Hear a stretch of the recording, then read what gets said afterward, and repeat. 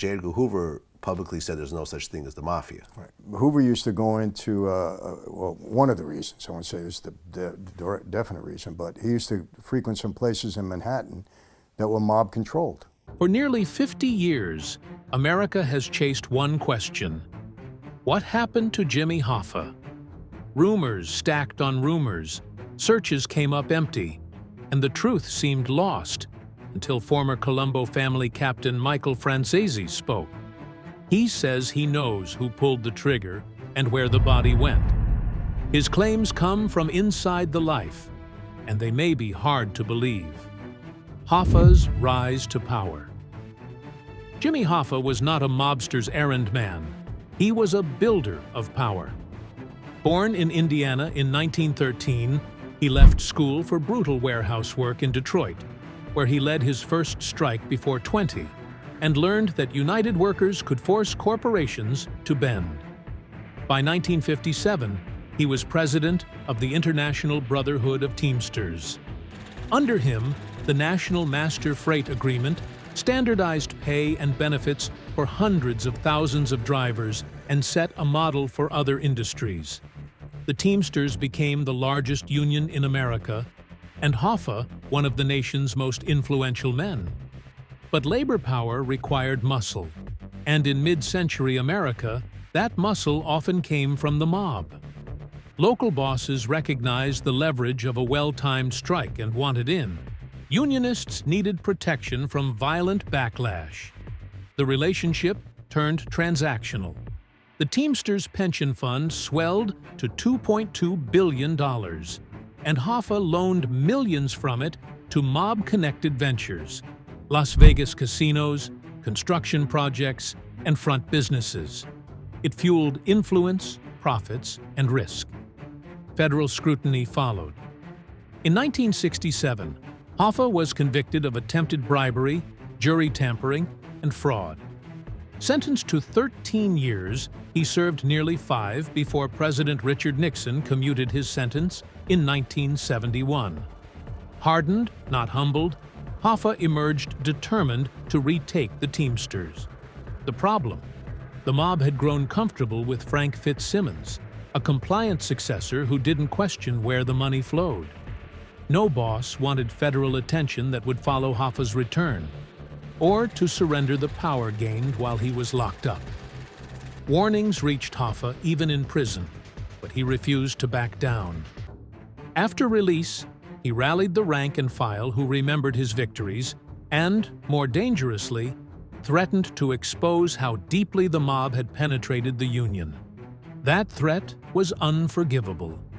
The question was no longer if the mob would act, but how and who would carry out the hit. The day he vanished.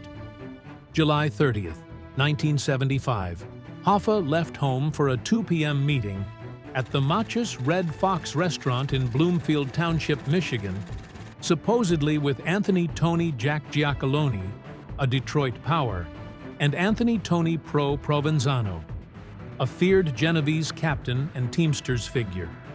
Both had reason to silence him. Hoffa waited in the lot. Neither man appeared. At 2:15 p.m., he called his wife from a payphone, irritated but unworried, then walked toward his car and vanished.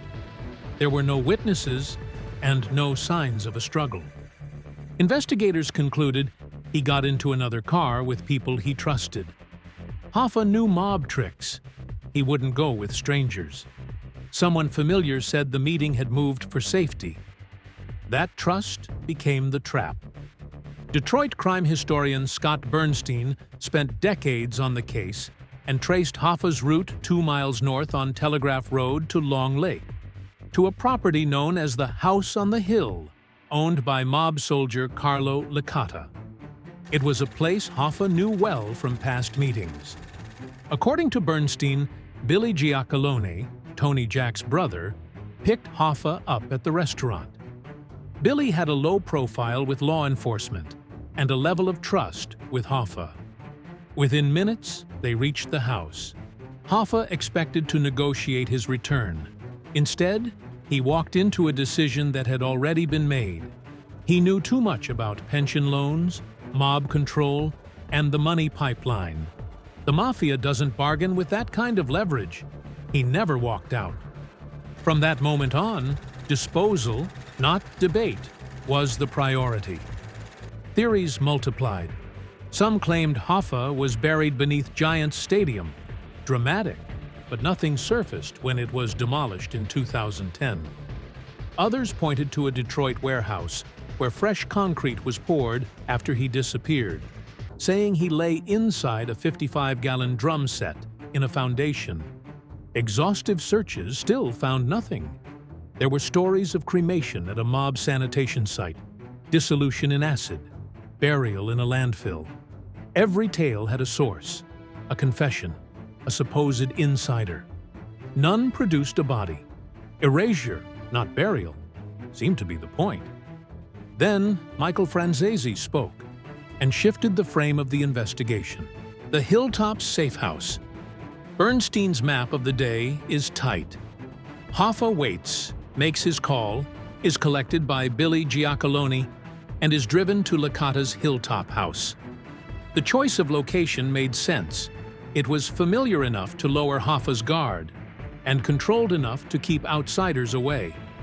Inside, the calculus was simple. Hoffa's plan to return threatened profitable arrangements. His talk of exposing mob influence threatened everyone at the table. Negotiations ended before they began. What happened in the rooms of that house remains unconfirmed, but the timeline that follows explains why no one has ever found a trace. The faster the body disappeared, the safer the people who ordered and performed the hit. Over 5 decades, the absence of a body has been the one constant. The mob's methods are designed to remove evidence entirely. Whether through controlled cremation, industrial processing, or deep burial where no one thinks to dig, the aim is always the same. No body, no crime scene, no case. Yet even the most credible theories around Detroit came up empty. That repeated failure suggests the disposal didn't happen where investigators long assumed. Secrets in deep water. Franzese says Hoffa's remains are wet and deep. Not buried in concrete, not incinerated, not under a stadium. Water. In lakes or ocean, weighted bodies sink, currents scatter, and decomposition changes. After decades, even bone can vanish or become impossible to identify. The Great Lakes cover vast, cold depths. The Atlantic offers even more. Without exact coordinates, the search is futile. This view collides with the favored explanation among many investigators. Cremation at Central Sanitation, a mob-connected facility near Detroit that could erase evidence within hours. Reporter Vince Wade and others who covered the case long believed this. But Franzese, a former Colombo captain and son of the legendary Sonny Franzese, operated at a level where information crossed families and cities. Orders from New York touched crews elsewhere. Details of major hits traveled quietly through those who needed to know. Franzese says he isn't guessing. He repeats what he learned through those channels. He doesn't stop at disposal. He says he knows who pulled the trigger, a claim that leads to the most startling twist. Shooter still behind bars.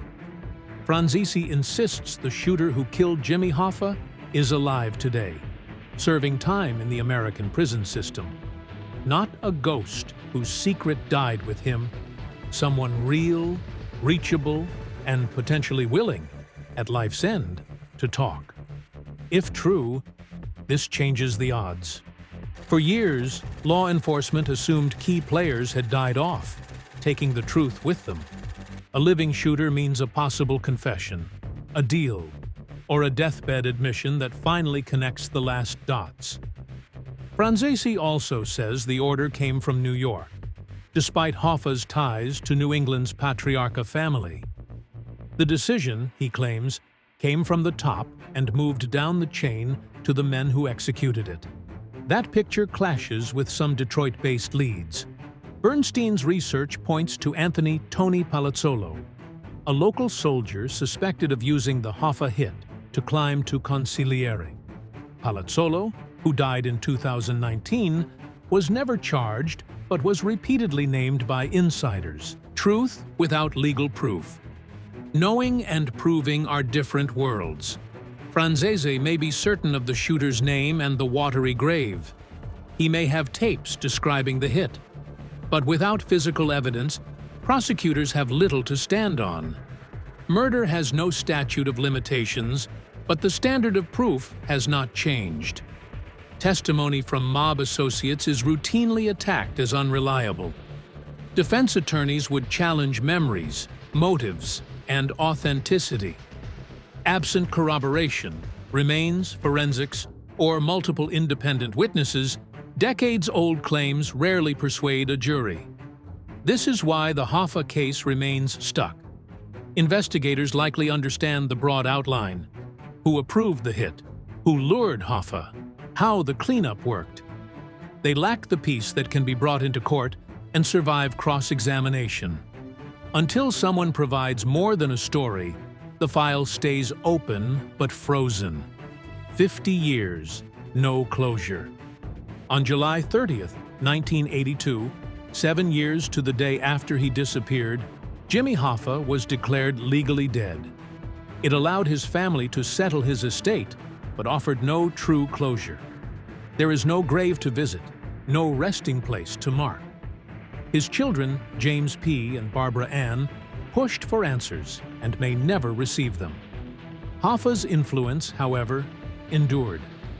The Teamsters survived, cleaned up, and continued to negotiate for millions.